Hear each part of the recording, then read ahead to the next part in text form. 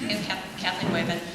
Like Kellyanne said, the Attorney General's study shows we don't need the additional pipeline infrastructure. It's not the best way, cost-effective manner to deal with our energy needs, that we can handle it through energy efficiency and demand response, which are much more, are better ways of handling it.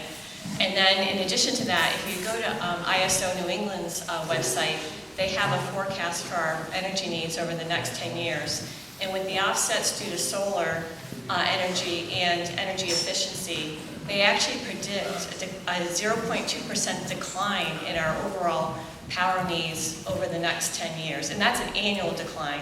So they're actually predicting a decline in our needs, not an increase in our needs. Now, the peak demand, they do anticipate an increase in that. It's relatively small, though, and that happens, peak demand for energy needs happens during the summertime when it's hot and everyone's running their AC.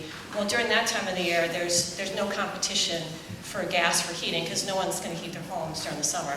We do have, like in the winter, a short period of time during the winter when gas is being used for both, power generation and home heating, where it's a little bit tight. But the Attorney General's study took that into account, and there are other ways of dealing with that. We have, an LNG import facility where they can import the LNG, and we can, get additional gas for that.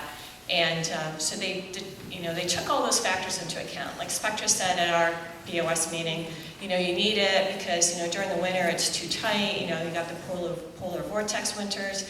And the AG study, it took all that into account and still concluded that we don't need this additional infrastructure.